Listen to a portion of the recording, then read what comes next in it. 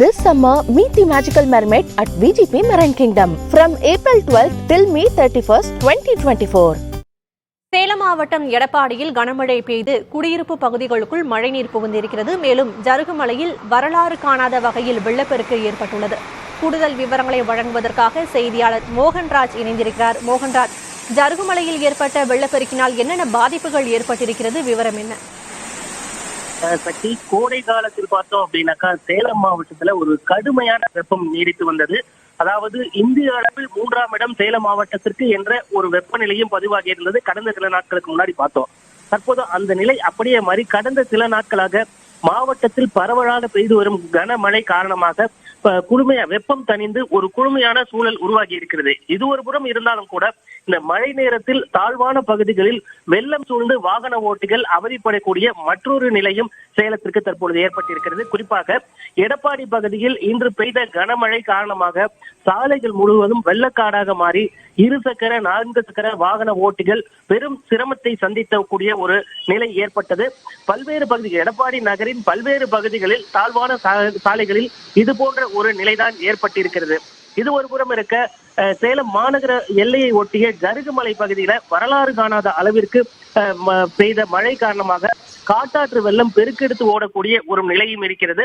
ஜருகுமலையை பொறுத்த வரைக்கும் முக்கிய தொழிலாக இருப்பது விவசாயம். அதாவது அந்த பகுதியில் இருக்கக்கூடிய மலை கிராம மக்கள் அங்கே விளைபொருட்களை விளைவித்து சேலம் நகர பகுதிக்கு கொண்டு வந்து வருவாய் ஈட்டி வரக்கூடிய ஒரு நிலையில் தான் இருக்கிறாங்க. கடல் மட்டத்திலிருந்து சுமார் 2000 அடி உயரத்தில் இருக்கக்கூடிய ஜருகுமலை அந்த பகுதியில பார்த்தோம்னாக்கா 530 கிராமம் சேர்ந்த ஒரு 1500 பேர் வசித்து வந்துட்டு இருக்காங்க.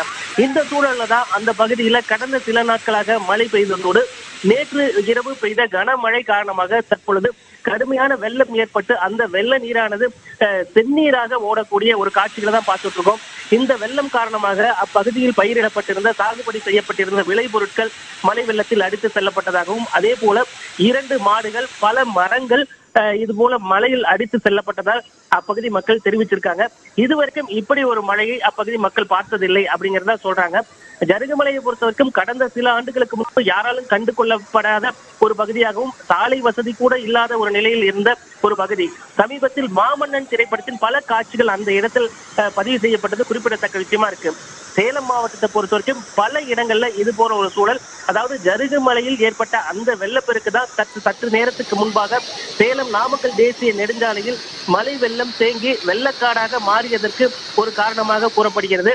இது போல மாவட்டத்தின் பல பகுதிகளில் தாழ்வான சாலைகளில் வெள்ளம் சூழ்ந்து வெள்ளக்காடாக மாறியுள்ளக்கூடிய ஒரு நிலைதான் தற்போது வரைக்கும் நீடிக்கிறது. சக்தி, சேலம் மாவட்டத்தில் பெய்து வரும் தொடர் கனமழை காரணமாக ஜருகுமலையில் வரலாறு காணாத வகையில் வெள்ளப்பெருக்கு ஏற்பட்டிருக்கிறது. கூடுதல் விவரங்களை வழங்கியதற்கு நன்றி மோகன்ராஜ்.